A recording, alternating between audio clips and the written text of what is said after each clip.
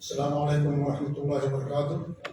بسم اللہ الرحمن الرحیم، الحمد للہ رب العالمین، الرحمن الرحیم، مالک یوم الدین، واشهد ان لا الہ الا اللہ وحدہ لا شریک لہ، واشهد ان محمدا عبدہ ورسولہ صلوات اللہ وسلامہ علیہ وعلی آلہ وعلی اصحابہ ومن اهتدى بهدیہ واستنى بسنته الی یوم الدین، وبعد۔ معزز و مکرم ناظرین و سامعین و سامعات، جیسا کہ اعلان کیا گیا تھا کہ انشاءاللہ شیخ کے درس کے بعد ایک بہت ہی اہم ترین کتابچہ ہے، جو گرچہ بہت مختصر ہے لیکن بہت جامع ہے، اور اس کتاب کے اندر سلفی دعوت کے جو اصول ہیں بنیادی، ان تمام بنیادی اصولوں کو انہوں نے اجرا کر دیا ہے۔ ضرورت تھی ہمارے متعلم کے لیے بطور خاص کہ اس کتاب کو پڑھایا جائے، جس کے لیے ہم نے شیخ محترم سے بات کی، اور شیخ تیار بھی، اللہ تعالیٰ شیخ محترم کی برکت عطا فرمائے، اللہ تعالیٰ ان کی حفاظت کرے اور ان کے علم سے ہمیں مزید مستفید فرمائے۔ تو آج اور کل 2 دنوں کا دورہ ہوگا اس کتاب کے اوپر، اور اس کتاب کی مصنف سعودی عرب کے مشہور عالم دین جن کی وفات ہو چکی ہے، شیخ عبدالسلام بن مرجس آل عبدالکریم رحمۃ اللہ علیہ، ان کی کتاب ہے، اور ان کی بہت ساری کتابیں ہیں ان موضوعات پر، سلفیت اور توحید و سنت کے موضوع پر بہت ساری ان کی کتابیں ہیں۔ انہیں میں سے کتاب یہ بھی ہے جو میرے ہاتھ میں ہے، اور اسی کتاب کو انشاءاللہ شیخ محترم آپ کے سامنے پڑھائیں گے۔ اللہ تعالیٰ سے دعا ہے کہ اللہ العالمین ہمیں اس کتاب کو پڑھنے اور اس کے مطابق عمل کرنے کی توفیق عنایت فرمائے، اور اللہ العالمین ہم سب کی اصلاح فرمائے، آمین۔ چونکہ وہ بہت مختصر ہے اور بہت زیادہ تفصیل بہتر اور مناسب نہیں ہے وقت کی قلت کی بنا پر، اس لیے میں کچھ اور نہ کہتے ہوئے شیخ محترم سے بڑے ادب کے ساتھ گزارش کرتا ہوں کہ شیخ اپنے درس کا آغاز فرمائیں۔ جزاک اللہ خیر جزا وبارک فی علمی ونفع بہ اسلام المسلمین، وجزاک اللہ خیر۔ السلام علیکم ورحمۃ اللہ وبرکاتہ۔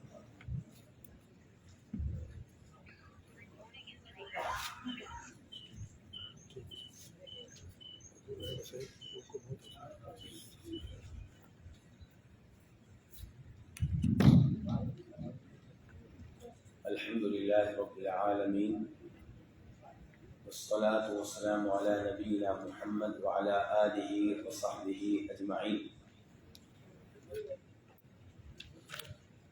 سلفی دعوت کے اصول، یہ وہ کتاب ہے جس پہ یہ دورہ منعقد ہو رہا ہے۔ اس کے مصنف، اس کے مؤلف، اس کے رائٹر کون ہیں؟ شیخ عبدالسلام بن مرجس آل عبدالکریم۔ تو سب سے پہلے مختصر طور پہ جاننا چاہیں گے کہ سلفی دعوت کے اصول کیا ہیں۔ اس کے لیے صفحہ نمبر 8 اگر کتاب آپ کے پاس ہے،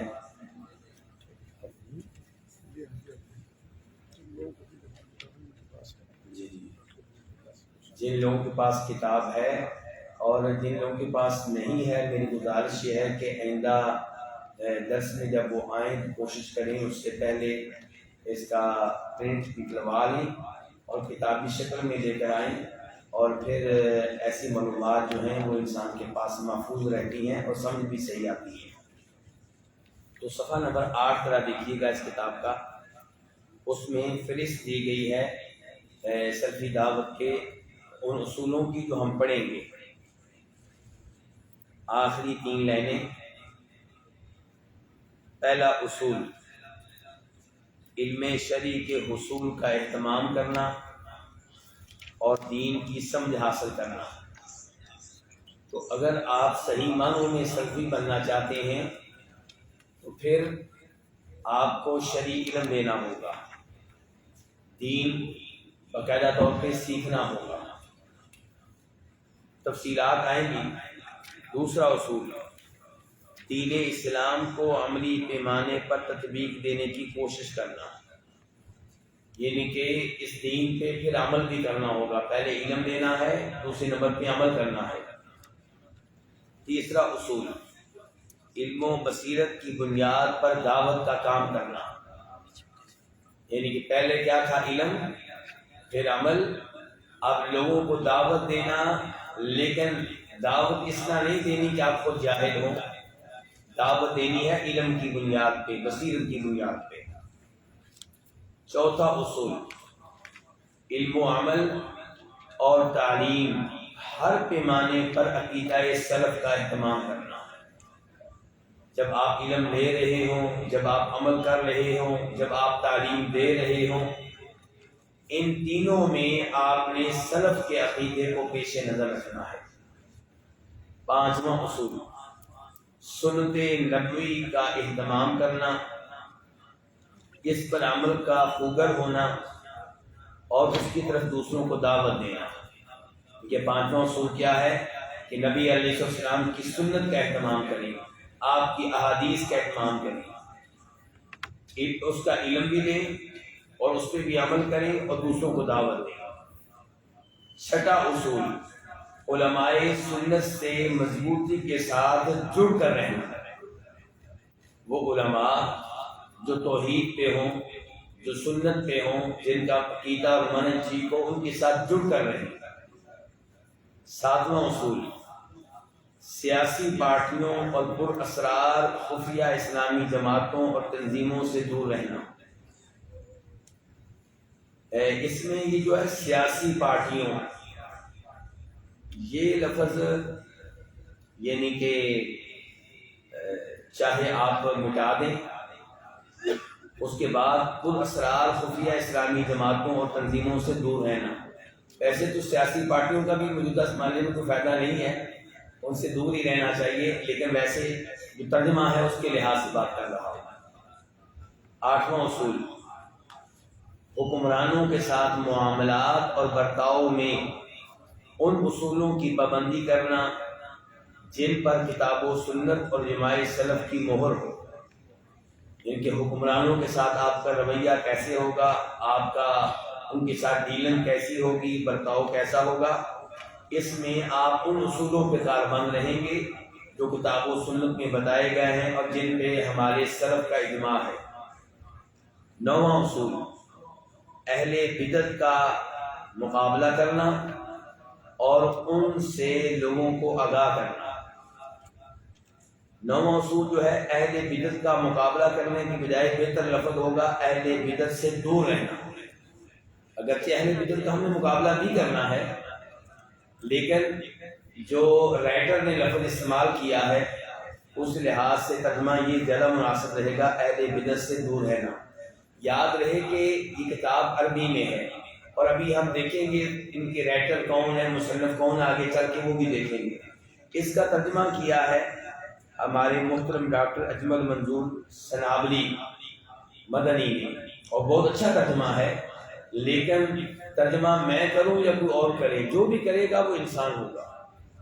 تو ایک انسان سے دوسرا انسان ترجمے میں آپس میں اختلاف رکھے گا، تو کہیں کہیں مجھے ہو سکتا ہے کہ ہمارے فاضل مترجم سے اختلاف ہو، تو وہاں پہ شاید میں کہوں گا کہ اس لفظ کی بجائے یہ لفظ بہتر ہے، ورنہ انہوں نے بہت محنت کی ہے۔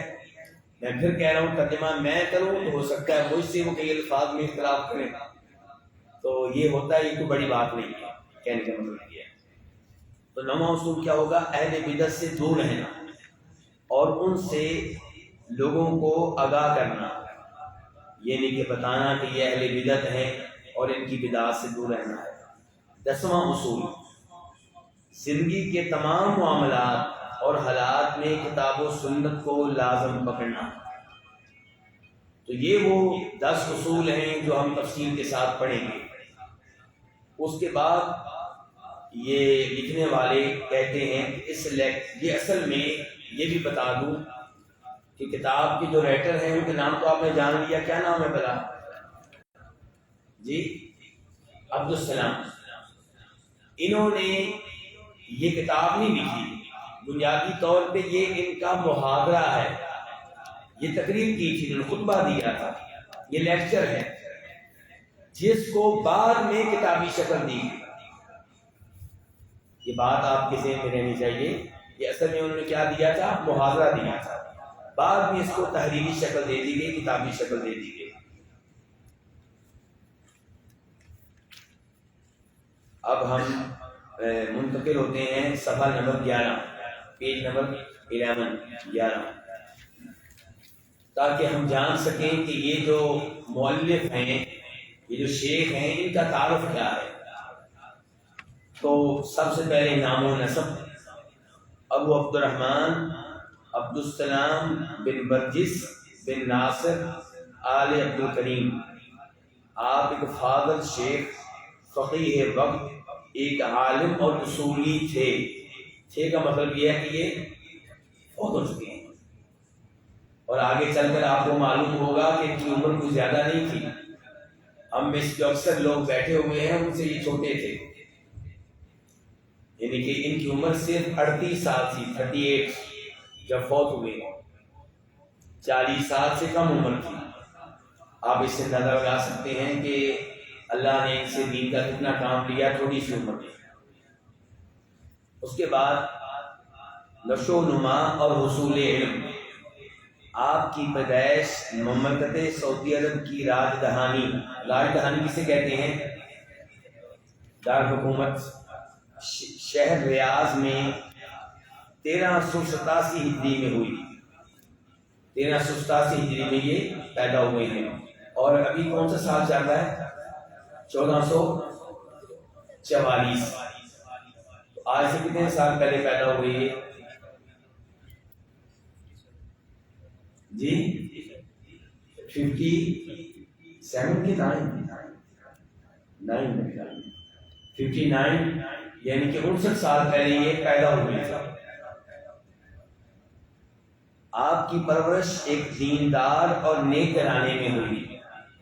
آپ بچپن ہی سے ذکاوت، ذہانت، عزم و حزم، جد و جہد اور محنت میں ممتاز تھے۔ چنانچہ آپ نے قرآن کریم کو 13 سال کی عمر میں حفظ کر کے اصول علم کے لیے کمر کس لی۔ طلب علم میں آپ کی رغبت اور امتیازی شان کو دیکھ کر علماء مشائخ نے آپ پر خصوصی دھیان دیا۔ جب بچہ پڑھنے والا ہو استاد بھی توجہ دیتا ہے، چونکہ پڑھنے والے تھے، ذہین تھے، اس لیے ان کے اساتذہ نے بھی ان کے اوپر توجہ دی۔ چنانچہ آپ بچپن ہی میں ذہانت و فطانت اور حصول علم میں شدید رغبت کے لیے معروف تھے۔ ذہانت بھی اور محنت بھی، ایسا بچہ کامیاب ہوتا ہے۔ کچھ بچے ذہین ہوتے ہیں لیکن محنت نہیں کرتے، اور کچھ بچے ایسے ہیں جو محنت کرتے ہیں لیکن ذہانت کم ملی ہوتی ہے۔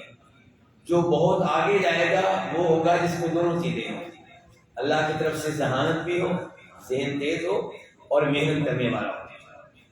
ساتھ ہی آپ کو نیک اور علمی ماحول بھی مل گیا۔ لو جی تیسری چیز یہ مل گئی کہ خاندان بھی اچھا تھا، نیک لوگ تھے، جس کی وجہ سے آپ نے حصول علم کی پوری کوشش کی۔ راتوں کو جاگ کر بڑی محنت سے آپ نے علم حاصل کیا۔ حصول علم کے سوا آپ نے کسی طرف مڑ کر کبھی دیکھا بھی نہیں، بس علم کے دائیں بائیں گھومتے رہے۔ اسی طرح آپ نے شرعی علوم میں بہت کچھ حاصل کیا۔ آپ نے علماء کے علمی دروس میں حاضری کی پابندی کی۔ حاضری کی کیا کی؟ اور آپ کیا کرنے والے ہیں میرے ساتھ؟ ابھی آپ آئے ہیں، عشاء کے بعد نظر آئیں گے کہ نہیں؟ اور کل ظہر کے بعد، اور کل مغرب کے بعد۔ تو یہ دیکھنے ذرا، یہ ہم جو ان کی سیرت پڑھ رہے ہیں اسے سبق حاصل کرنا چاہیے، ناگے نہیں، ناگا نہیں۔ تو آپ نے علماء کے علمی دروس میں حاضری کی پابندی کی۔ آپ ہر اس علمی درس میں حاضر ہو جاتے جس میں ذرا بھی فائدہ دیکھتے۔ کتنا فائدہ دیکھتے؟ کچھ نہ کچھ ملے گا، پہنچ جاتے۔ کسی طرح کا علمی غرور اور ترفع نہیں تھا۔ لوگ یہ بھی بڑی اہم بات ہے۔ آپ میں سے کئی ایسے ہوں گے جو شاید مدرسہ پڑھے ہوئے ہوں اور وہ سمجھیں کہ بھائی اس 10 کے 10 اصول ہم تو پہلے سے جانتے ہیں۔ تو یہ چیز بھی علم میں رکاوٹ بن جاتی ہے کہ انسان سمجھے کہ میں سب کچھ جانتا ہوں، میں پہلے سے ہی عالم ہوں۔ تو شیخ میں کیا تھا؟ کسی طرح کا علمی غرور اور ترفع نہیں تھا۔ برابر پابندی سے صبر و جہد کے ساتھ علم حاصل کرتے رہے، یہاں تک کہ بچپن ہی میں آپ نے مختلف فنون میں اتنا علم حاصل کر لیا جتنا دوسرے حاصل نہیں کر پاتے۔ چنانچہ آپ نے حدیث، عقائد، فقہ، اصول سے مراد کیا؟ اصول فقہ، مصطلح ان کے اصول حدیث، علوم اللغہ عربی لغت کے علوم، اور دیگر متعدد علوم و فنون میں مہارت حاصل کر لی۔ بعض ساتھیوں نے بیان کیا کہ شیخ بہت سارے علمی متون بھی زبانی یاد کیے ہوئے تھے، بہت سی کتب زبانی یاد کر چکے تھے۔ ان کتب میں حافظ ابن حجر رحمہ اللہ کی کتاب بلوغ المرام، حدیث کی کتاب ہے، یہ شیخ نے زبانی یاد کر رکھی تھی۔ حجاوی رحمہ اللہ کی کتاب المستقنع، یہ کس موضوع پہ ہے؟ فقہ میں۔ امام ابن قدامہ کا نام شاید سنا ہو آپ لوگوں نے، ان کی یہ کتاب ہے المقنع۔ تو المقنع کی کا اختصار ہے ذات المقنع بہت لمبی چوڑی کتاب ہے، تو ایک امام حجاوی نے آ کے اس کا اختصار کیا، تو کیا نام رکھا؟ ذات المستقنع۔ اور بعد میں کئی علماء کرام نے اس مختصر کی پھر کیا کی؟ شرح کی۔ علماء کرام کیا کرتے ہیں ذرا سمجھیں آپ۔ امام ابن قدامہ نے بڑی کتاب لکھی فقہ میں، کیا نام رکھا؟ المقنع۔ یہ حجاوی آئے، انہوں نے اس کا اختصار کیا، مختصر کر دیا، اس کو کیا نام رکھا؟ ذات المستقنع۔ اب بہت سے علماء کرام نے ذات المستقنع کی شرح لکھی ہے، ان میں سے ایک ہے شیخ ابن عثیمین، ان کی شرح کا نام کیا ہے؟ شرح الممتع۔ اچھا، یہ دو کتابیں شیخ نے زبانی یاد کر رکھی تھی، حدیث میں بھی اور فقہ میں بھی۔ فقہ سمجھتے ہیں نا آپ لوگ، حدیث تو نبی علیہ السلام کی احادیث ہم تو آپ جانتے ہیں۔ فقہ میں کیا ہوتا ہے؟ فقہ میں آپ کو بتایا جائے گا کہ مثال کے طور پہ نماز میں کون سی چیزیں جو ہیں وہ فرض ہیں، کون سی چیزیں سنت ہیں، وضو میں کون سی چیزیں فرض ہیں، کون سی چیزیں سنت ہیں۔ مثال کے طور پہ میں آپ سے سوال کرتا ہوں کہ سورہ فاتحہ کے بغیر نماز ہو جاتی ہے؟ اس کو رکن اور فرض کہتے ہیں۔ اور اگر میں یہ پوچھوں آپ سے کہ سورہ فاتحہ رہ جائے یا کسی کا رکوع رہ جائے یا سجدہ رہ جائے تو سجدہ سہو کر لے تو کام چل جائے گا؟ نہیں چلے گا۔ اگر کسی کا پہلا تشہد تحیات رہ جائے، بھول جائے، اور سجدہ سہو بعد میں کر لے، کام چل جائے گا؟ چل جائے گا۔ یہاں کام چل جائے، اس کا مطلب ہے کہ نماز میں کچھ امور رکن ہوتے ہیں، کچھ واجب ہوتے ہیں، کچھ سنت، تو یہ چیزیں ہمیں تفصیلات کہاں ملتی ہیں؟ فقہ کی کتاب میں۔ ضروری نہیں کہ فقہ میں جو بھی چیز موجود ہو آپ اس پہ مطمئن ہوں، آپ دلائل کی روشنی میں اس کا جائزہ لیں گے، لیکن بہرحال فقہ کی کتابیں بڑی اہمیت رکھتی ہیں، خصوصاً یہ کتاب جو ہے ذات المستقنع۔ اچھا، اس کے بعد تیسرے نمبر پہ امام ابن القیم کی القصیدہ النونیہ، یہ قصیدہ شعروں کی شکل میں کتاب ہے، کس موضوع پہ؟ عقیدہ میں۔ اور امام ابن مالک رحمہ اللہ کی الفیہ فی النحو، الفیہ کس میں ہے؟ عربی قواعد، عربی زبان کے قواعد جو ہے، نحو جو ہے، اس موضوع میں۔ تو یہ ان کتابوں میں سے 4 کتابیں ہیں جو شیخ عبدالسلام جن کی ہم کتاب پڑھ رہے ہیں ان کو زبانی یاد تھی۔ اس کے بعد درس نظامی، آپ نے اپنی تعلیم شہر ریاض میں حاصل کی، چنانچہ ابتدائی مرحلے کے بعد آپ نے جامعہ امام محمد بن سعود رحمہ اللہ کی شاخ معہد علمی میں داخلہ لیا۔ آپ جانتے ہوں گے کہ ریاض میں مشہور یونیورسٹی ہے محمد بن سعود اسلامک یونیورسٹی، جامعہ الامام۔ تو ثانوی جو لیول ہے اس موضوع پہ جہاں ہم پڑھاتے ہیں اس کو کہتے ہیں معہد علمی، کیونکہ جامعہ امام کے اشراف میں یہ معہد ہے، معہد علمی مدینہ میں بھی ہے، ریاض میں بھی ہے، تو وہاں پہ ثانوی پڑھنے کے لیے گئے۔ پھر وہاں سے فراغت کے بعد اسی جامعہ کے کلیت الشریعہ میں داخلہ لیا اور وہاں سے 1410 ہجری میں فارغ ہو گئے، 1410 ہجری میں فارغ ہو گئے۔ تو کلیے سے فارغ ہو گئے ہیں تو ان کی عمر کتنی ہو چکی ہے؟ کیوں جی 13 اور 10 کتنی 23 سال، 23۔ پھر آپ نے المہد العالی برائے قضاء میں داخلہ لیا، یعنی کہ اس انسٹیٹیوٹ میں گئے جہاں پڑھنے والے بچے بعد میں کیا بنتے ہیں؟ جج اور قاضی بنتے ہیں، اور وہاں سے التوثیق بالعقود فی الفقہ الاسلامی کے عنوان سے رسالہ لکھ کر، تھیسس لکھ کر ایم اے کی ڈگری حاصل کی۔ التوثیق بالعقود فی الفقہ الاسلامی، یعنی کہ جب آپ کسی سے کوئی معاہدہ کرتے ہیں تو اس کی توثیق کیسے ہوگی، کیسے پتہ چلے گا کہ یہ معاہدہ پکا ہو گیا، پختہ ہو گیا، اس کے کیا طریقے وغیرہ ہیں، اس موضوع پہ لکھا۔ پھر آپ نے 1422 ہجری میں پی ایچ ڈی کی ڈگری حاصل کی۔ اس مرحلے میں آپ نے شیخ عثمان بن جامع کے ساتھ مشترکہ طور پہ الفوائد المنتخبات شرح اکثر المختصرات کی تحقیق کی۔ یہاں تھوڑی سی اصلاح کی ضرورت ہے۔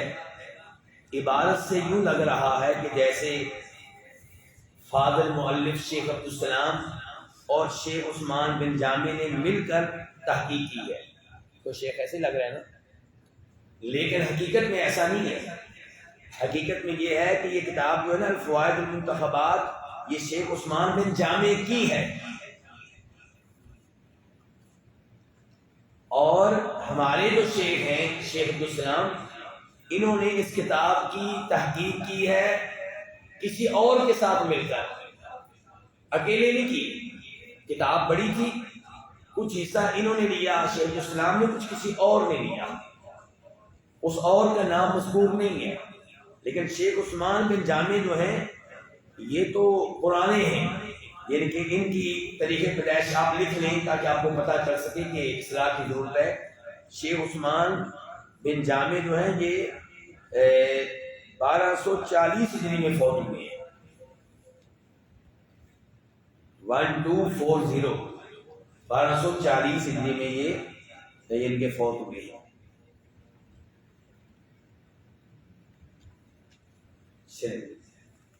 تو یہ ہوا پہلے ان کا ایم اے کا تھیسس، اور پھر بتایا کہ آپ کو پی ایچ ڈی میں انہوں نے کس موضوع پہ تحقیق کی۔ اب آتے ہیں ان کے اساتذہ اور مشائخ کی طرف، کن اساتذہ اور مشائخ سے انہوں نے علم لیا۔ نمبر 1 شیخ عبدالعزیز بن عبداللہ بن باز، شیخ بن باز کو تو آپ جانتے ہی ہیں۔ دوسرے نمبر پہ شیخ علامہ محمد بن صالح بن عثیمین، ان کو بھی آپ جانتے ہیں، اور دونوں کی تاریخ وفات بھی لکھی ہوئی ہے۔ ایک سال شیخ بن باز فوت ہوئے ہیں، اس کے اگلے سال کون فوت ہوئے؟ شیخ بن عثیمین۔ تیسرے نمبر پہ شیخ علامہ محدث احمد بن یحییٰ النجمی۔ چوتھے نمبر پہ شیخ دکتور عبداللہ بن عبدالرحمن بن جبرین، ان کے ساتھ 4 سال تک رہے۔ کون؟ شیخ عبدالسلام، ان کے ساتھ کتنا عرصہ رہے ہیں؟ 4 سال۔ نمبر 5 شیخ علامہ محدث عبداللہ الدویش، 1409 ہجری میں یہ فوت ہوئے ہیں۔ بریدہ میں چھٹیوں کے ایام میں ان کے پاس پڑھتے تھے، جب چھٹیاں آتی گرمیوں کی تب بریدہ میں جو قصیم میں ہے تو وہاں ان کے پاس پڑھتے تھے۔ اس کا مطلب یہ ہے کہ یہ جو ہمارے مؤلف ہیں انہوں نے چھٹیوں کے ایام بھی ضائع نہیں کیے۔ جون جولائی کے ایام اس لیے نہیں ہے کہ آپ کی مرضی کریں، نہیں، ان میں بھی آپ کوئی نہ کوئی علم حاصل کریں، کوئی نہ کوئی درس تلاش کریں۔ نمبر 6 شیخ علامہ فقیہ صالح بن عبداللہ الاقرم، ان سے کلیۃ الشریعہ میں علم لیا، جامع امام میں۔ نمبر 7 شیخ فاضل الحمین حافظہ اللہ، یعنی کہ یہ زندہ تھے، اب تو یہ بھی فوت ہو چکے ہیں، ان سے توحید اور فقہ کی تعلیم لی۔ نمبر 8 شیخ علامہ عبداللہ بن عبدالرحمن بن غدیان، ان سے المہد العالی برائے قضاء میں پڑھائی کی۔ تو یہ شیخ کے 8 بڑے مشائخ ہیں۔ اس کا مطلب یہ ہے کہ علم لیں، اس شیخ سے بھی اس شیخ سے بھی، صرف ایک شیخ کافی نہیں ہے، کئی ایک مشائخ سے علم لیں، اور سب مشائخ وہ ہوں جو عقیدے کے لحاظ سے درست عقیدے پہ ہوں، سلف کے عقیدے کے اوپر۔ اس کے بعد عہدے اور مناصب، کون کون سی ذمہ داریاں انہوں نے سنبھالی۔ نمبر 1 القویعیہ، ریاض کے مغرب میں یہ واقع ہے اور ریاض سے 170 کلومیٹر دور ہے۔ وہاں المعہد العلمی ہے، وہاں ان کی بطور مدرس تقرری ہوئی، اور یہ تقرری 1410 ہجری میں کلیت الشریعہ سے فراغت کے بعد ہوئی۔ نمبر 2 وزارت عدل کی طرف سے بطور قاضی متعین کیے گئے جج، مگر اس سے تنازل لے لیا، یہ ذمہ داری چھوڑ دی۔ کیوں چھوڑی ہوگی آپ کے خیال میں؟ روز قیامت جواب دینا ذرا مشکل ہے۔ جج بننا یہ آسان نہیں ہے۔ آپ انسان ہیں، ایمانداری سے علم کی روشنی میں فیصلہ کریں، لیکن انسان کو پھر بھی ڈر لگتا ہے کہ کہیں میں کوئی جان بوجھ کی غلطی نہ کر بیٹھوں، تو چھوڑ دیا اس کو۔ نمبر 3 پھر جدہ کے اندر دیوان المظالم میں تقرری ہو گئی، مگر ایک ہی ہفتے کے بعد وہاں سے بھی استعفیٰ لے لیا، ان کے یہاں پہ بھی بطور جج گئے اور اس سے بھی اس کو بھی چھوڑ دیا۔ اور عربی میں یہاں پہ یہ بھی لکھا ہوا ہے فَتَرَكَهُ رَغْبَةً فِي السَّلَامَةِ، کہ یہ بھی اس لیے چھوڑ دیا تاکہ روز قیامت سلامت رہوں، اللہ کے سامنے کوئی مواخذہ نہ ہو، کوئی بات بول سنا ہو۔ نمبر 4 وہاں سے ریاض چلے آئے اور المعہد العالی برائے قضاء میں بطور لیکچرار، بطور محاضر متعین ہو گئے۔ نمبر 5 پھر وہیں پر پی ایچ ڈی مکمل کرنے کے بعد اسسٹنٹ ٹیچر کے طور پہ متعین ہو گئے۔ یہاں پہ شاید یہ کہنا مناسب ہوگا اسسٹنٹ پروفیسر، اور آخری عمر تک وہیں پر رہے۔ تصنیفات انہوں نے کون کون سی کتب لکھی ہیں؟ نمبر 1 الحجج القویہ علی ان وسائل الدعوہ توقیفیہ، انہوں نے کتاب لکھی، اس کتاب میں ثابت کیا کہ دعوت و تبلیغ کے جو وسائل ہیں وہ بھی توقیفی ہیں، یعنی کہ آپ دعوت و تبلیغ میں وہی وسائل اختیار کریں جو قرآن و حدیث سے ثابت ہیں، کوئی نیا وسیلہ آپ اختیار نہیں کر سکتے۔ اور یہ ان کا موقف ہے۔ ویسے یہ موقف جو ہے ضروری نہیں کہ ہم اسے مانیں۔ میں یہاں پہ شیخ ابن باز رحمہ اللہ کی عبارت آپ کے سامنے رکھوں گا۔ ان سے سوال کیا گیا کہ دعوت و تبلیغ میں جو وسیلے ہیں، وسائل کو کیا کہتے ہیں انگلش میں؟ شاید کئی بھائی نہ سمجھتے ہوں، یہ عربی کے لفظ سورسز۔ تو یہ جو ہیں، کیا یہ صرف وہی اختیار کر سکتے ہیں کتاب و سنت میں آئے ہیں، کہ یہ آپ کوئی نیا یعنی کہ وسیلہ بھی اختیار کر سکتے ہیں؟ تو شیخ ابن باز نے کہا وسائل الدعوت اجتہادیہ، کہ آپ نے دعوت و تبلیغ میں کون سا وسیلہ اختیار کرنا ہے، یہ آپ اس میں کتاب و سنت کے پابند نہیں ہیں۔ ماہیہ توقیفیہ، کہتے ہیں آپ اس میں کوئی نیا وسیلہ بھی اختیار کر سکتے ہیں۔ مثال کے طور پہ نبی علیہ الصلوۃ والسلام نے یہ استعمال نہیں کیا، یہ کیا؟ مائک آپ استعمال کر سکتے ہیں۔ زوم کے ذریعے آپ نے تبلیغ نہیں کی، آپ کر سکتے ہیں۔ سبورہ کیا کہتے ہیں جس کو؟ بلیک بورڈ، یہ نبی علیہ السلام نے استعمال نہیں کیا، آپ استعمال کر سکتے ہیں۔ دیکھیں شیخ کہتے ہیں التوقیفی العلم، یہ کون سے شیخ کہتے ہیں؟ شیخ ابن باز کہتے ہیں التوقیفی العلم، علم جو ہے وہی رہے گا جو اللہ کے رسول دے کر گئے صلی اللہ علیہ وسلم، علم نیا نہیں ہوگا۔ لا بد من العلم، تو علم ضروری ہے۔ اذا جاء العلم ينفذ العلم، جب علم آ گیا، قرآن و حدیث آ گئی، تو ينفذ العلم بالکتابۃ او بالکلام او بالہاتف او بأي وسیلۃ يستطيعها، کتاب و سنت کا علم جیسے بھی آپ پہنچا سکیں آپ پہنچائیں گے۔ لیکن ہمارے شیخ نے کیا کہا ہے کہ دعوت کے جو وسیلے ہیں وہ توقیفی ہیں، آپ کو نیا وسیلہ اختیار نہیں کر سکتے، لیکن ان کی مراد بھی تقریباً شیخ ابن باز کے قریب ہے، اگرچہ الفاظ میں فرق ہے۔ یعنی کہ اصل میں وہ کہنا چاہتے ہیں آپ کو یہ حرام وسیلہ اختیار نہیں کر سکتے، غلط وسیلہ اختیار نہیں کر سکتے۔ مثال کے طور پہ کوئی کہتا ہے کہ میں دعوت تبلیغ کروں گا قوالی کے ذریعے، کس کے ذریعے؟ قوالی سمجھتے ہیں نا آپ لوگ، تو ہم کہیں گے نہیں یہ وسیلہ غلط ہے، یہ نیا وسیلہ ہے لیکن یہ غلط ہے، یہ درست نہیں ہے۔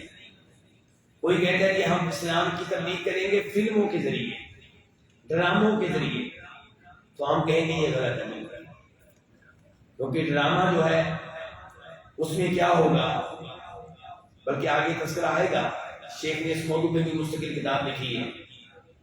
ڈرامے میں، فلم میں ایک، بلکہ ڈرامہ کو بنایا بھی گیا، شیخ نے تذکرہ کیا اپنی کسی کتاب میں کہ یہ بتایا گیا کہ شیخ محمد بن عبد الوہاب نے کیسے توحید کی دعوت دی، کیسے لوگوں کو شرک سے روکا۔ تو ڈرامے اور فلم میں پھر کیا کیا گیا، دکھا رہے ایک آدمی قبر کو سجدہ کر رہا ہے، قبر کو کیا کر رہا ہے؟ سجدہ۔ اب یہ چیز میرے لیے آپ کے لیے عام سی ہے، لیکن یہ شیخ صاحب ماشاءاللہ بہت سمجھدار ہیں۔ انہوں نے کہا کہ قبر کو سجدہ کرنا چاہے فلم بنانے کے لیے، یہ کیسے جائز ہو سکتا ہے؟ قبر کو سجدہ کرنا چاہے فلم کی ضرورت کے لیے ہو، چاہے ڈرامہ بنانے کے لیے، کیسے جائز ہوگا یہ؟ تو جو حرام وسیلے ہیں بہرحال وہ اختیار کرنے کی اجازت نہیں ہے۔ ایسے ہی اگر آپ فلم کے ذریعے یہ وسیلہ اختیار کریں گے اسلام کی تبلیغ کے لیے، اس میں آپ کیا لے کر آئیں گے؟ عورتیں بھی لے کر آئیں گے۔ عورتیں شرک کر رہی ہیں، ہم پھر کوئی عالم دین آپ کے ان کو منع کرے گا، تو آپ عورتیں دکھائیں گے اور یہ بھی دکھائیں گے کہ وہ شرک کر رہی ہے، تو یہ اور شرک کر رہی ہے۔ تو اس لیے انہوں نے کہا کہ ایسے وسائل سے بچنا ہوگا۔ نمبر 2 ان کی کتاب کیا ہے؟ معاملۃ الحکام فی ضوء الکتاب و سنہ، کہ کتاب و سنت کی روشنی میں انہوں نے اس کتاب میں بتایا کہ ہم نے حکمرانوں کے ساتھ کیا سلوک اختیار کرنا ہے، کیا رویہ اپنانا ہے، ان کے ساتھ ہماری ڈیلنگ کیسے ہوگی۔ نمبر 3 منہاج اہل الحق والاتباع، کہ اہل حق اور جو نبی اسلام کی اتباع کرنے والے ہیں ان کا منہج کیا ہوتا ہے، ان کا طریقہ کار کیا ہوتا ہے۔ نمبر 4 الاحادیث النبویہ فی ذم العنصریہ الجاہلیہ، اس کتاب میں انہوں نے ان احادیث کو جمع کیا ہے جن سے پتہ چلتا ہے کہ تعصب درست نہیں ہے۔ یہ تعصب کہ ہم عرب ہیں، یہ تو اجمی ہے، یہ ایسا ہے، یا میں فلاں قبیلے سے ہوں تو اس لیے میں فلاں مسلمان سے افضل ہوں، کیونکہ اس کا قبیلہ اور اس کی جو کاسٹ اور برادری ہے وہ معاشرے میں اس کا کوئی مقام نہیں ہے۔ تو اس چیز کو غلط ثابت کرنے کے لیے انہوں نے کتاب لکھی۔ نمبر 5 دیکھیں نا، ان کتب سے ان کی شخصیت ہمارے سامنے آ رہی ہے۔ کبھی کبھی آپ کا واسطہ کسی ایسے عالم دین سے پڑے گا جو علم میں پختہ ہوگا لیکن اس میں تعصب ہوگا، وہ اپنی برادری کا تعصب رکھتا ہے کہ میری برادری، میری کاسٹ جو ہے یہ افضل ہے عام لوگوں سے۔ نمبر 5 الاعلام ببعض احکام السلام، یعنی کہ سلام وغیرہ کہنے کے جو احکام ہیں وہ انہوں نے اس کتاب میں لکھے ہیں۔ سلام کون کس کو کہے گا، کن الفاظ میں کہے گا وغیرہ وغیرہ۔ نمبر 6 الامر بلزوم جماعت المسلمین و امامہم والتحذیر من مفارقتہم، مسلمانوں کی جو جماعت ہے ان کے ساتھ چمٹ کر رہنا۔ مراد کیا ہے کہ مسلمان حکمران اور مسلمان حکمران کے ساتھ جو لوگ ہیں ان کے ساتھ آپ چمٹ کر رہیں اور ان کی مخالفت سے بچیں۔ یعنی اس کتاب میں ثابت کیا ہے کہ مسلمان حکمران کی آپ نے اطاعت کرنی ہے، اس کی ہر بات ماننی ہے سوائے اس بات کے جو شریعت کے خلاف ہے۔ اور اس کتاب سے یہ بھی ثابت ہوگا کہ اسلام میں اپوزیشن کا کوئی سسٹم نہیں ہے کہ یہ اپوزیشن لیڈر ہے، نہیں، اسلام میں اس کا کوئی تصور نہیں ہے۔ بالکل سب لوگ حکمران کا ساتھ دیں گے، لازمی طور پہ دیں گے، البتہ اس کا 1 2 3 4 5 جو آرڈر شریعت کے خلاف ہے وہ کوئی بھی نہیں مانے گا، لیکن اس کی وجہ سے بغاوت بھی نہیں کی جائے گی، خروج نہیں کیا جائے گا۔ نمبر 7 ایقاف النبی علی حکم التمثیل۔ اس کتاب میں انہوں نے بتایا ہے کہ ڈرامہ اور فلمیں بنانا یہ کیسا ہے۔ ہم لوگ تو ڈرامے اور فلم کو معمولی سی چیز دیتے ہیں نا، اور کہتے ہیں نہیں یہ فلم اچھی ہے، یہ ڈرامہ اچھا ہے، یہ دیکھ سکتے ہیں۔ انہوں نے ثابت کیا ہے کہ ڈرامے میں بہت سے ایسے امور ہیں جن کی وجہ سے فلمیں بنانا، ڈرامے بنانا غلط ہے۔ اور اس کتاب کی جو مقدمہ لکھا ہے، اس کو جو پیش کیا ہے، تقریر جو لکھی ہے شیخ صالح فوزان نے اور شیخ ربیع المدخلی نے، دونوں بڑے امام ہیں، دونوں بڑے علماء کرام میں سے ہیں۔ تو اسی کتاب کے میں انہوں نے ذکر کیا ہے کہ ایک ڈرامہ بنایا گیا، فلم بنائی گئی، اور اس میں ایک اداکار ایک قبر کو سجدہ کر رہا ہے۔ تو پھر ظاہر ہے عالم دین آیا ہوگا، اس نے منع کیا ہوگا، لیکن ان کا یہ کہنا ہے کیا ایک لمحے کے لیے بھی قبر کو سجدہ کرنا جائز ہے؟ سوال تو یہ ہے۔ اور فلمیں اور ڈرامے ان میں یہی کچھ ہوتا ہے، آپ جس برائی کے خلاف بھی ڈرامہ بنائیں گے، فلم بنائیں گے، پہلے وہ برائی کریں گے۔ مثال کے طور پہ آپ کی اچھی نیت ہے، آپ لوگوں کو عشق سے روکنا چاہتے ہیں، تو اس میں بھی پہلے دکھائیں گے کہ یہ لڑکی لڑکا عشق کر رہے ہیں۔ تو کیوں یہ دکھائیں گے کہ آپ یہ غلط کام کیوں ہو رہا ہوگا اس میں؟ بے پردگی کے خلاف بھی آپ اگر فلم بنائیں گے تو پہلے دکھائیں گے کہ عورتیں پھر رہی ہیں کیسے پردے کے بغیر۔ دوسرے نمبر پہ انہوں نے اس کتاب میں لکھا کہ اس میں کیا ہوگا، جھوٹ ہوگا۔ کوئی اداکار ڈاکٹر بنے گا جبکہ وہ ڈاکٹر نہیں ہے، کوئی اداکار کیا بنے گا، لوہار بنے گا جبکہ وہ لوہار نہیں ہے۔ ڈرامے کی ضرورت کے پیش نظر فلم کی، تو یہ جھوٹ ہے، ساری گفتگو جو کرے گا وہ جھوٹ پہ مشتمل ہوگی، اور جھوٹ بولنا جائز بالکل نہیں ہے۔ ایسے ہی ان ڈراموں فلموں میں کیا ہوتا ہے، مرد عورتوں کی مشابہت اور عورتیں مردوں کی مشابہت۔ کئی دفعہ مرد جو ہے وہ کسی عورت کا کردار ادا کر رہا ہوتا ہے، تو یہ سب چیزیں غلط ہیں۔ پھر ان میں کیا ہوتا ہے، ساز کا استعمال، ساز کے آلات کا، موسیقی، میوزک وغیرہ ان کا استعمال، تو یہ اس طرح کی کئی باتیں ذکر کی ہیں انہوں نے اس کتاب میں۔ اس کے بعد ہی وفات، آپ کی وفات ایک سڑک حادثے میں بروز جمعہ بوقت شام 12 صفر 1425 ہجری کو ہوئی، جب آپ احساس سے ریاض جا رہے تھے۔ راستے میں آپ کی گاڑی ایک اونٹ سے ٹکرا گئی، رحمہ اللہ رحمتاً واسعہ۔ اس وقت آپ کی عمر کتنی تھی؟ صرف 38 سال، اور کتنی کتابیں لے کر گئے ہیں، ان کے علاوہ بھی ان کی کتابیں ہیں، یہ تو چند ایک ہیں۔ اندازہ کریں اور سوچیں، میری اور آپ کی عمر 40 سے اوپر جا رہی، ہم نے کیا کیا اسلام کے لیے اب تک؟ کوئی آدمی ہمارے ذریعے مسلمان ہوا ہو، کسی کو ہم شرک سے ہٹا کر توحید پہ لے کر آئے ہوں، سوچیں کسی کی نماز ٹھیک ہم نے کی ہو، کیا کیا ہم نے اب تک؟ ہم تو اب تک قرآن بھی حفظ نہیں کر سکے، قرآن کا ترجمہ بھی نہیں پڑھ سکے، دوسروں کا کیا کرنا ہے؟ اور ہم سمجھتے ہیں کہ میں بہت اچھا مسلمان ہوں۔ تو یہ ذرا عبرت حاصل کرنی چاہیے ہمیں کہ صرف 38 سال کی عمر میں کیا کچھ کر کے گئے۔ چلیں گے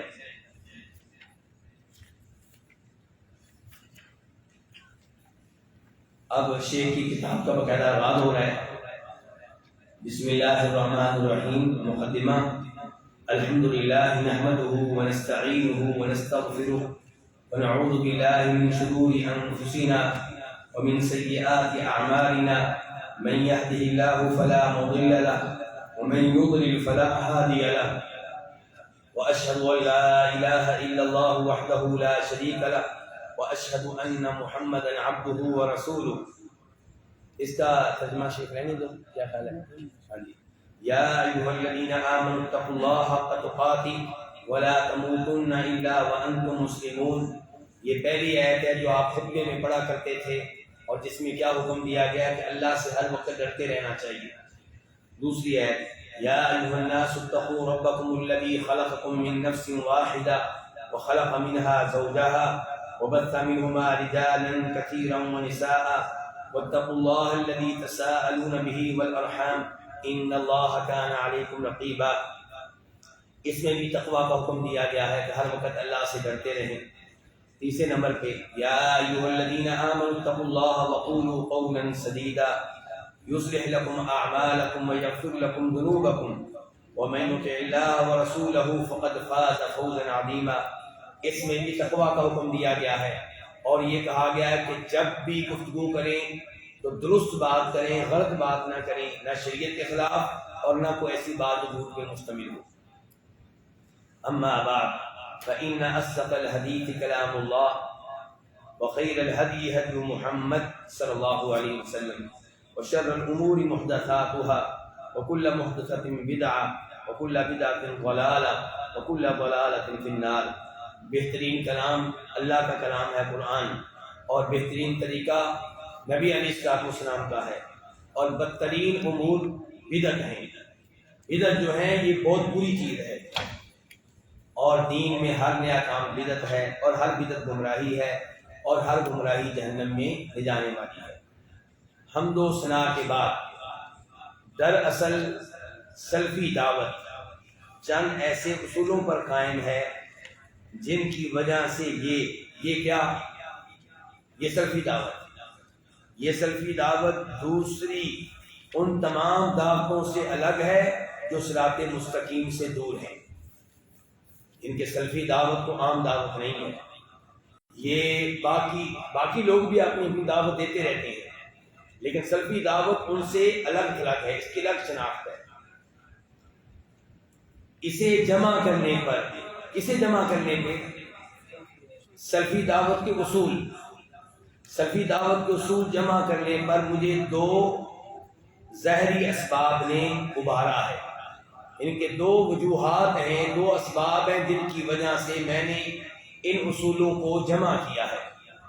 پہلا سبب، میں نے اور دوسرے لوگوں نے بھی بعض اسلامی حزبی جماعتوں کو دیکھا کہ وہ بھی سلفیت جیسے شریف یعنی کہ محترم اور پاکیزہ نام کو اپنے ساتھ جوڑ رہی ہیں.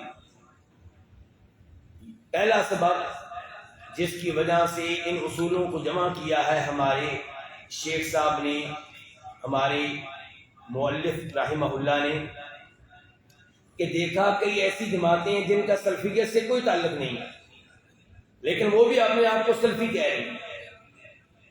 کئی ایسی تنظیمیں جن کا سلفیت سے کوئی تعلق نہیں اور دعویٰ کیا کہ ہم کیا ہیں، سلفی ہیں. تو انہوں نے یہ اصول لکھے تاکہ وعدے کیا جا سکے کہ یہ جماعتیں سلفی نہیں ہیں، یہ سلفیت سے دور ہیں. وہ سلف صالحین جن کے بارے میں نبی علیہ السلام نے فرمایا ہے خیر الناس قرنی ثم الذین یلونہم ثم الذین یلونہم، سب سے بہتر میرا زمانہ ہے. آپ کے زمانے کے لوگوں کو کیا کہا جاتا ہے جی؟ صحابہ کرام. اس کے بعد ان لوگوں کا جو اس کے بعد ہوں گے وہ کون ہے؟ تابعین. پھر جو ان کے بعد ہوں گے وہ کون ہے؟ تبع تابعین. تو یہ ہے سلف صالحین. جب ہم سلف کہتے ہیں تو وہ کون ہے؟ صحابہ کرام، تابعین، تبع تابعین. اور ہم کہتے ہیں کہ ہم سلفی ہیں. کیا مطلب؟ کہ ہم صحابہ کرام، تابعین اور تبع تابعین کے طریقے پہ چلنے والے ہیں.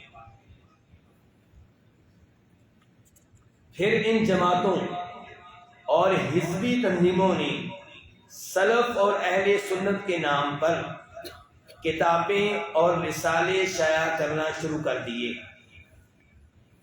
یعنی کہ یہ پہلے تو اپنے آپ کو سلفی کہنے لگے اور پھر کئی کتابیں شائع کی. اور ان کتابوں میں کیا کیا؟ انہوں نے شہد میں زہر ملا کر ان کتابوں کو عام کیا۔ شہد میں کیا ڈالا؟ زہر۔ یعنی کہ دعویٰ یہ کہ ہم سلفی اور یہ کتب بھی سلفیت پہ مشتمل ہیں، لیکن ان کے اندر خود بھی سلفی نہیں تھے اور کتابوں کے اندر بھی زہر تھا، ایسی چیزیں تھیں جو سلفیت کے مخالف تھیں۔ اور اس لقب کی آڑ میں، کون سا لقب؟ سلفیت۔ اس لقب کی آڑ میں تلبیس و تدلیل کے ساتھ ان کتابوں اور رسالوں میں چھپتے رہے، یعنی کہ یہ کتابیں لکھ کر اور یہ رسالے لکھ کر یہ ظاہر کرتے رہے کہ ہم سلفی ہیں، اور جبکہ وہ گمراہ تھے اور ان کے پاس کئی گمراہیاں تھیں، لیکن ان کتابوں کے ذریعے اپنے آپ کو انہوں نے چھپایا، جو کہ حقیقت میں سلفی منہج سے الگ ہیں، اور ان سے خوارج، معتزلہ اور صوفیہ جیسے گمراہ فرقوں کو مدد اور تائید ملتی ہے۔ یعنی کہ جو کتابیں انہوں نے لکھی، جو رسالے انہوں نے لکھے، وہ سلفی منہج سے دور تھے، اور ان سے تائید کن کو مل رہی تھی؟ خوارج کو۔ خوارج جانتے ہیں نا آپ کو، جو حکمرانوں کے خلاف بغاوت کرتے ہیں، اور معتزلہ یہ عقل پرست لوگ تھے جنہوں نے بہت سی گمراہیاں پھیلائیں۔ مثال کے طور پہ اللہ تعالیٰ کے ناموں کا انکار، اللہ کی صفات کا انکار، اور صحیح معنی میں تقدیر کو بھی ماننے سے انکار کیا۔ بندوں کے افعال کے بارے میں کہتے تھے کہ ہم خود ان کے خالق ہیں۔ تو اس قسم کی بہت گمراہیاں ان کی طرف جائیں۔ اور صوفیوں کو تو آپ جانتے ہوں گے، صوفیوں کو تو آپ جانتے ہوں گے، کئی لوگ شاید نہ پہچانتے ہوں صوفیوں کو۔ یہ عام طور پہ صوفی مل جائیں گے آپ کو، یہ درباروں پہ، مزاروں پہ لوگ ملیں گے آپ کو، جو کتاب و سنت سے بہت دور ہیں، قوالیاں سننے والے، اور قبر پرستی کی شکل میں شرک کو رواج دینے والے، اور کئی اور قباحتیں ان میں ہیں۔ دوسرا سبب کس چیز کا؟ جی آپ سے میرا سوال ہے، دوسرا سبب کس چیز کا؟ جی کتاب لکھنے کا، سلفی اصولوں کو جمع کرنے کا۔ سلفی اصول میں نے کیوں جمع کیے؟ کون بتا رہے ہیں؟ یہ آپ جاگ رہے ہیں نا؟ کون بتا رہے ہیں بھلا؟ شیخ عبدالسلام بتا رہے ہیں، ڈاکٹر عبدالسلام بتا رہے ہیں کہ میں نے سلفی اصول کیوں جمع کیے۔ تو پہلا سبب کیا تھا؟ کون بتائے گا آپ میں سے؟ پہلا سبب کیا تھا؟ کیوں جمع کیے انہوں نے؟ پہلا سبب کون بتائے گا مجھے؟ جی بیٹا۔ یعنی پہلا سبب یہ تھا کہ وہ لوگ یعنی بتانا چاہتے تھے کہ جماعتیں ایسی ہیں جو یعنی برا کام کرتی ہیں لیکن اپنے آپ کو اچھا ظاہر کرتی ہیں۔ ماشاءاللہ ماشاءاللہ ماشاءاللہ، بہت اچھے، اللہ برکتیں ڈالے اس بچے میں۔ آپ کے والد صاحب موجود ہیں ادھر؟ کون؟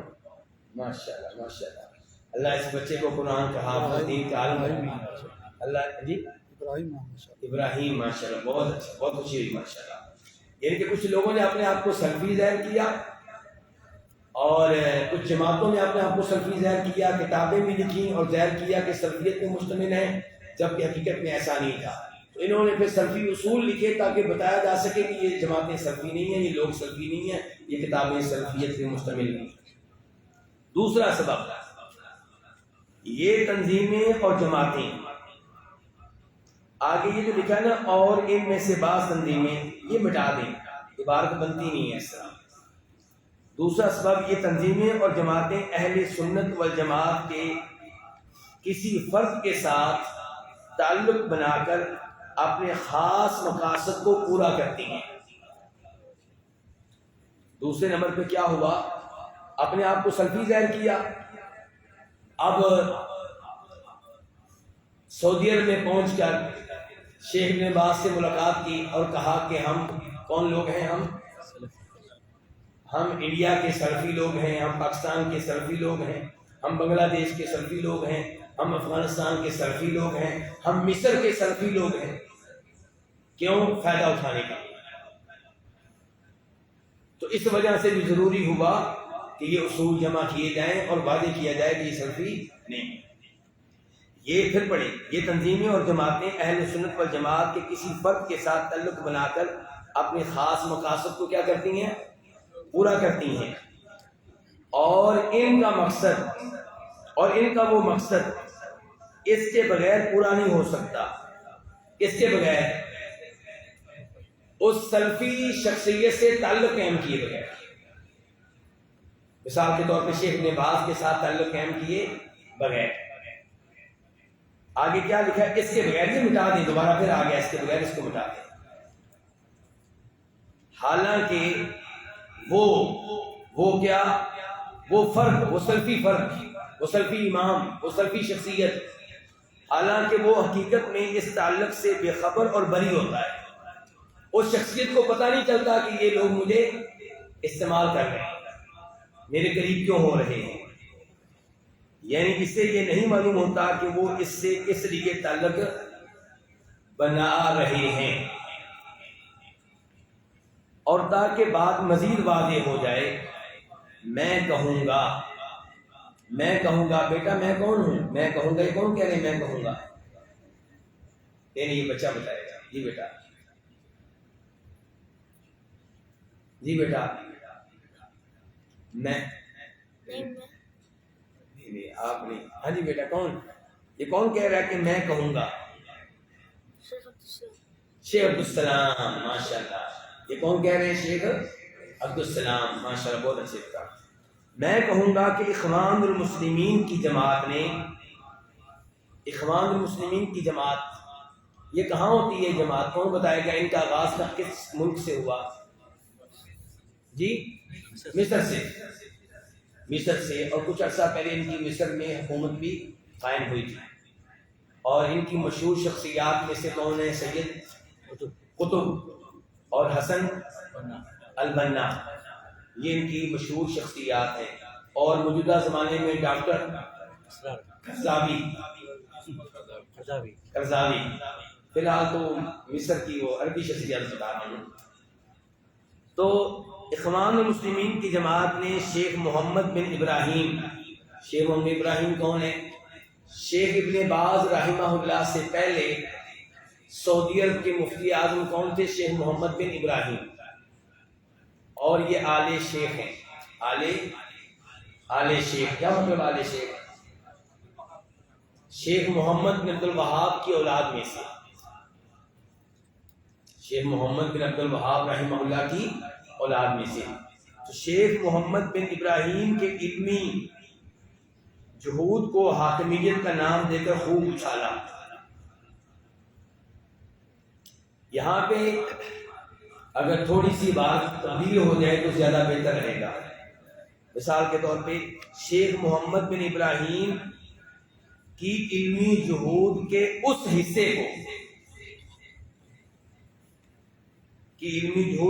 حصے کو خوب نمایاں کیا جس حصے کو وہ حاکمیت کا نام دیتے ہیں.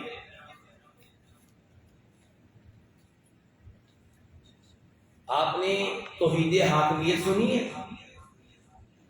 توحید حاکمیت آپ کون سی توحید کو جانتے ہیں؟ تو بچوں آپ کون سی توحید کو جانتے ہیں؟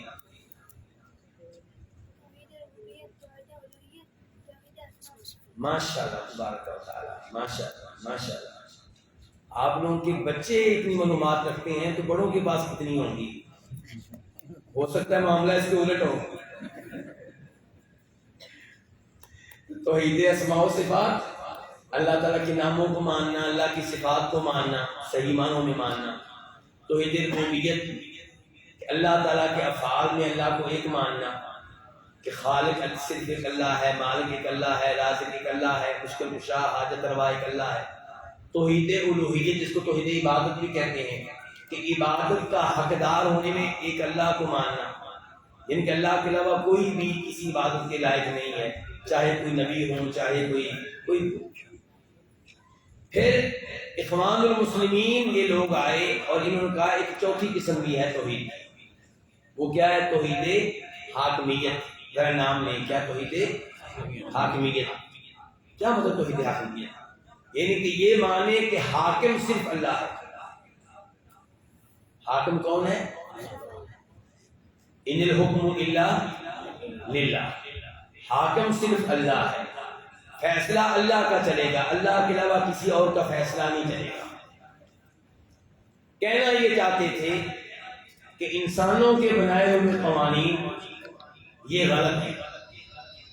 کتاب و سنت کافی ہے جج کے لیے فیصلہ کرنے میں. کتاب و سنت کیا ہے؟ یہ کافی ہے.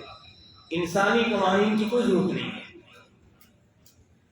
اب وہ کہنا کیا چاہتے ہیں ذرا سنیے کا دھیان سے.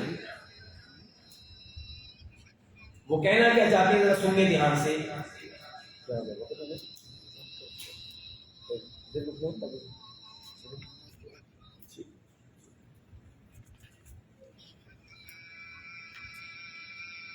انشاءاللہ پھر نماز کے بعد درس جاری رہے گا. ابھی اذان ہو رہی ہے انشاءاللہ.